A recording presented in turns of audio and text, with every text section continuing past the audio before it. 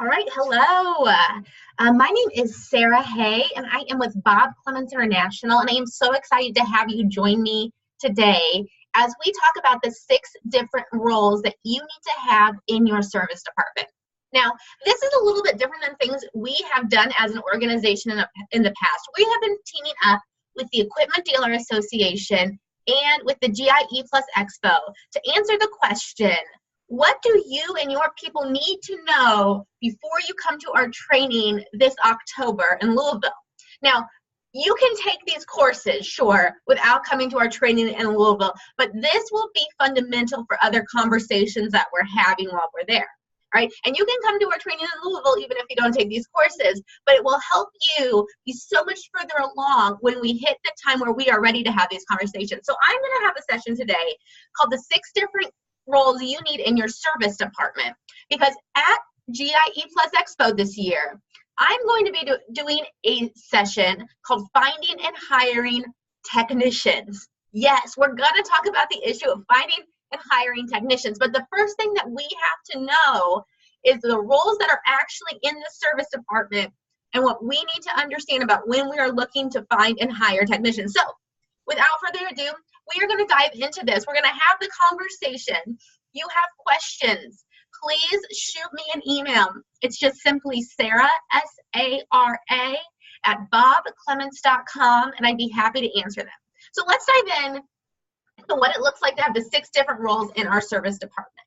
All right, so the first thing we know is that the first role that we have in our service department is the service coordinator. Okay, so this person is the busboy of your shop or your service department. This is the person who is constantly making sure that technicians have equipment. They make sure that as equipment comes in throughout the day, that it's ready to be triaged, right? But we like to think about it as the busboy or busgirl of the service department. It's a low-level person that we bring in to do the basic stuff in the service department so that our technicians are not away from their benches, because the worst thing that we can do in our service department is to pull our technicians away from the jobs they are on to help unload a piece of equipment. But a busboy, service coordinator, just like a busboy, is someone who is making sure, like when you go into a restaurant and you have a busboy, they make sure that the table is ready for the next person. They allow the waiters or waitresses to be maximally efficient and be able to move as many people as possible in and out of that restaurant in any given period of time. Now, that is what your service coordinator is for your service department. So very low-level person that we bring in to make sure that when we bring in the next piece of equipment, it is ready to go for our technicians. Because so many times in dealerships that we work with, you have your technicians who you could be making anywhere from $80 to $120 an hour, depending on the part of the country you're in. And you have them doing stuff that's not able to be billed out to somebody, like checking in equipment, like going and picking up their own parts. Like, that's insane. You have them doing things like unloading and loading equipment off of trailers. No, we need somebody we can hire that's a low-level person who can fill in some of those roles for us. And that's what the service coordinator is. He's the busboy of our service department. Now, the other thing you need to know about our service coordinator is that our service coordinator is our next B-level technician in training. We always like to say that we want to hire low and grow when it comes to filling roles in the dealership as a whole, but specifically the service department. Again, I said I'm going to be talking about how to find and hire technicians at GIE+EXPO this year. But one of the things we're going to talk about is we are going to hire low-level people and then grow them over the course of a year or whatever time period you have to turn them into the next person that we need. We also do this with parts. We have a parts support person, and we will hire a parts support person who literally only unloads the stocking order every day. Like, that's literally their only job, part-time person. And then when they get to the point where they say, hey, I'd like to be full-time, do you have anything available? We go, absolutely we do. We absolutely do. We have been training you the whole entire time to be a parts person. That is what the service coordinator is for the shop. Okay, so here are some of the responsibilities that we have as a service coordinator. So we have them moving equipment in and out of the shop consistently throughout the day. So they have to know what's going on with the technicians throughout the day so that when they know that a technician is getting ready to be done with a job, they can move that piece of equipment out and move another one in and be ready to go, because the last thing we want for our technicians is downtime. They are so valuable. It's like an ATM machine that can throw off cash if we get our processes right. And the most vital portion of this process, one of the most vital portions, at least in my mind, is the service coordinator. All right, so other things that we're doing is we're delivering parts to the shop from the parts department.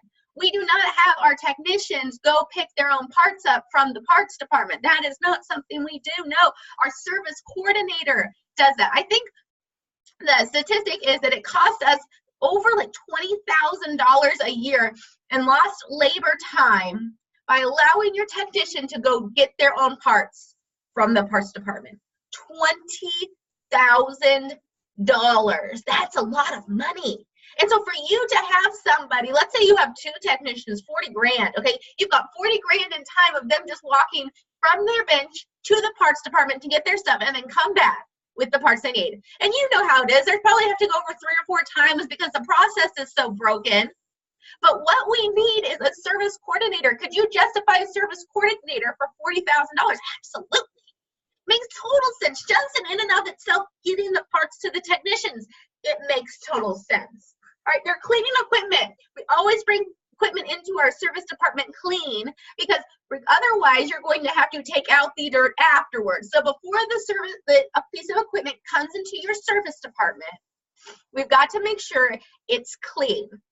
It makes the technicians a lot happier. It makes everybody a lot happier, and there's less dirt and trash and things that you have to take in and out of the service department. So before it comes in, it happens after triage that we clean the equipment, because we've got to give the customers their orders or their estimates and make sure that they're ready to go. But we are going to make sure the service coordinator is cleaning all of the equipment that comes into our shop, because we don't want to bring dirt in. It makes the technicians more happy. It keeps your shop clean, and it makes them more efficient because they have less digging around to do on the equipment. And then they're going to be helping technicians during triage. That's the third thing. Bob is going to talk about triage in a different session, so we're not going to dive into that. But we want our service coordinator available to help the technicians during triage for a few reasons. First, sometimes the technician needs an extra set of hands. They need to have somebody where they say, oh, I need your hand, help a hand with this.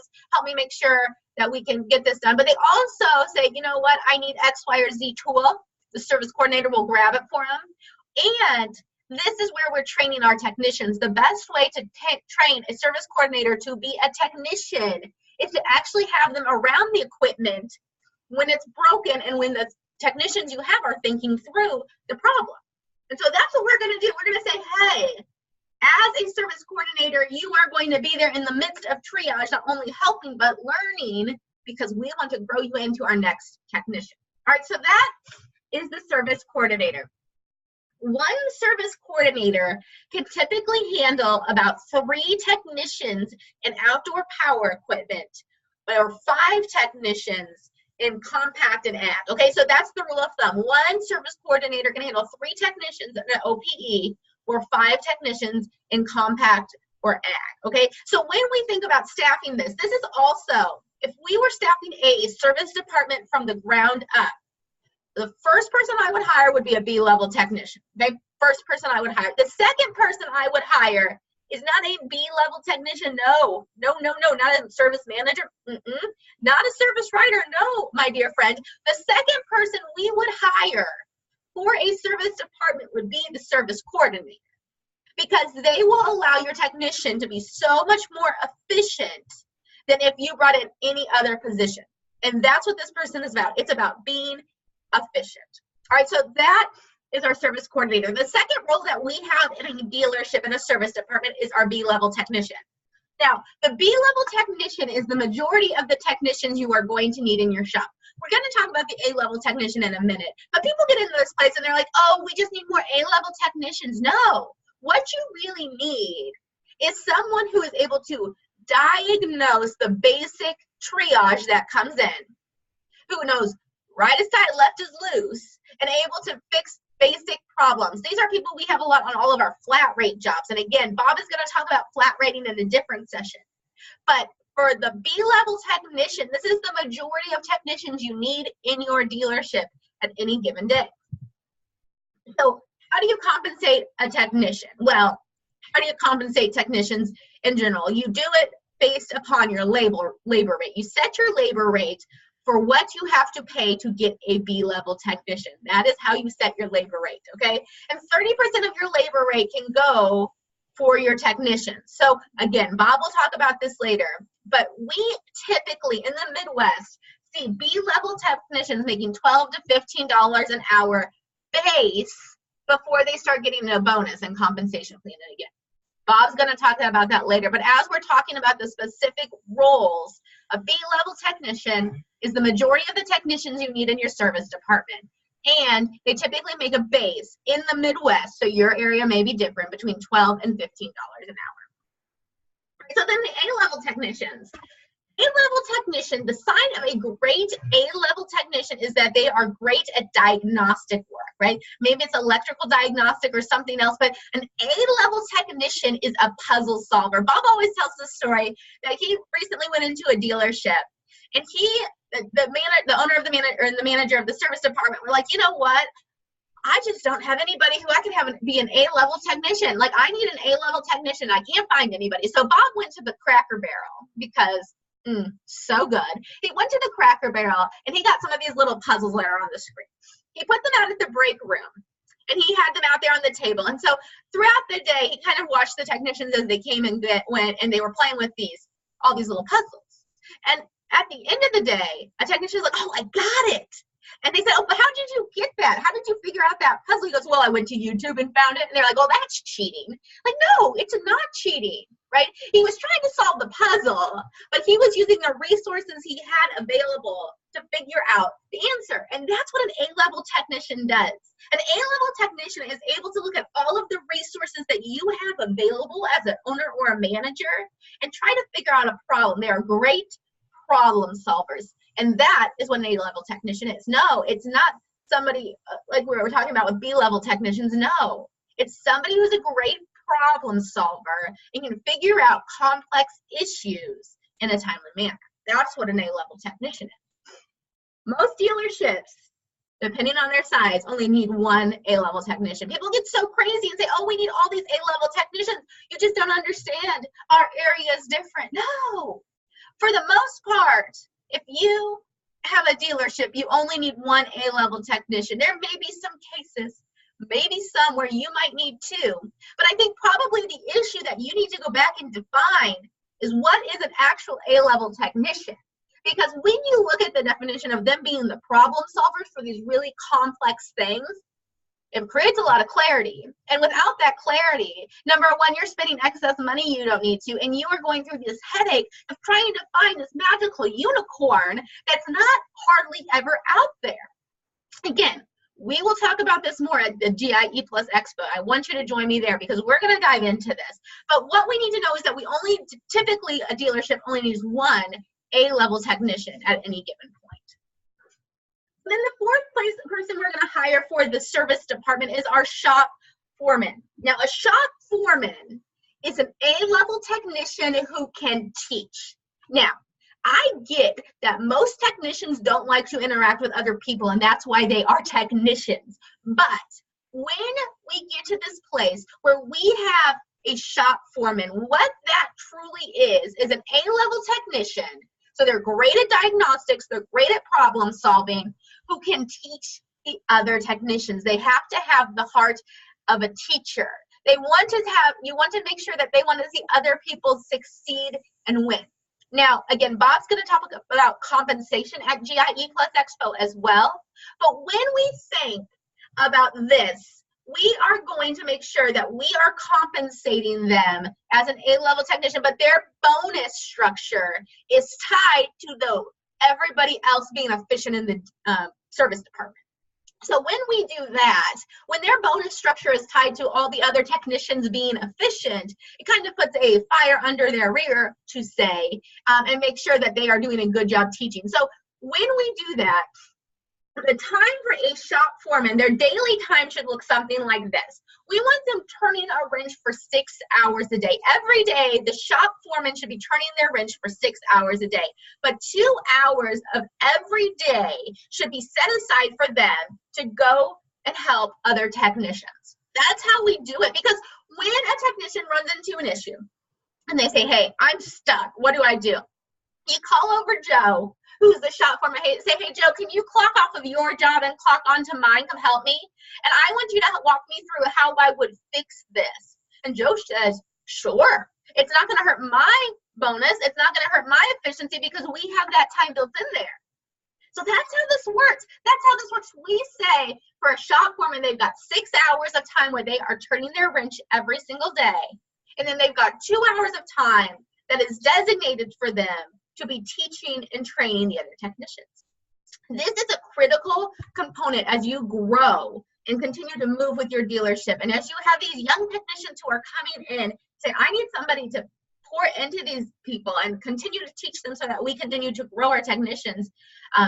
That's what a shop foreman is for. All right, the fifth piece, the fifth player we need in our service department is the service writer. Now, the service writer is the service department salesperson, okay? They are the one who is the salesperson of the service department, and they are the one that we have filing warranty claims. Now, if you are like most dealerships that we work with, bless your soul, I know it's hard. But what we know is that so many dealerships we work with get so far behind on warranty work that it's overwhelming.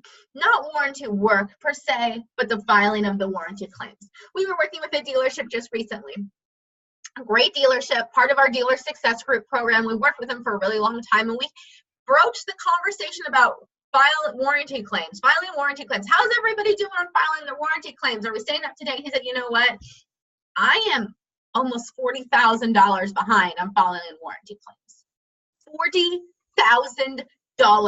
Like $40,000, 40,000 real dollars behind because he hasn't been filing his warranty claims. Holy smokes. We're from Missouri. $40,000 is a lot of cash. And so if we have a process in place and a person in place to help file warranty claims, it can save us not only a lot of money, but a lot of headache. And that is some of the things that the service writer is responsible for. So when we think about compensation of a service writer, we will compensate them similarly to how we compensate our B-level technician, okay? So if you recall, just a few minutes ago, we talked about the B-level technician, and I said typically in the Midwest, we see that between $12 to $15 an hour base, okay? So that is how we're going to compensate the service writer as well. It's going to be around $12 to $15 an hour in the Midwest, and this is the person that we're going to really equip not only to be the salesperson for our service department, right? So when a customer comes in, sometimes if we don't have a sales manager, right, there's points when we don't have a service manager. If we don't have a service manager, this person is going to be the one who's calling the customer. They're the one who's going to be making sure we're upselling and cross-selling, calling with other things, calling to get approval on time if we do not have a service manager. And so that is the person that we have in this position. This is a crucial position as we continue to grow, and we don't want to keep adding costly people. This is a person we can put in here and continue to grow and develop to be the next level for us. All right, so the service manager. Let's talk about the service manager. Typically, as we work with dealerships, we're going to be real here. We're going to be honest. When we work with dealerships, they go, well, Sarah, well, Bob, well, Jeff, well, Brian, well, whoever at our organization. You don't understand. We have a service manager. We go, okay, and how many technicians do you have? Well, one. We've got one technician, but we've got a service manager, and all they do is manage our service department. I go, holy smokes. You are spending money that you do not need to spend as a owner on a position that does not need to be there. A service manager, for you to justify paying a service manager, you have to have 3 technicians at 100% efficiency and recovery at 100%. You have to have, catch that one more time, to justify a service manager in your service department, you have to have 3 technicians at 100%. Yeah, I said that, right? That's what we have to do. And so if we get to this point where we are doing it for an ego thing, that we have one technician and we say, oh, but we've got a service manager, we're ready to go. No, no, no, my friend, that's not what we want. We are wasting time and money at that point. You would be so much better off if you had one technician to have a service coordinator in addition to him, not a service manager, all right? So for us to justify a service manager, we need 3 technicians at 100% efficiency and recovery to make that actually a justifiable thing for us. Now, the most important thing that you can do and have your service manager do, the number one thing that I need a service manager to focus on is to make sure that the shop has enough work for the technicians, right?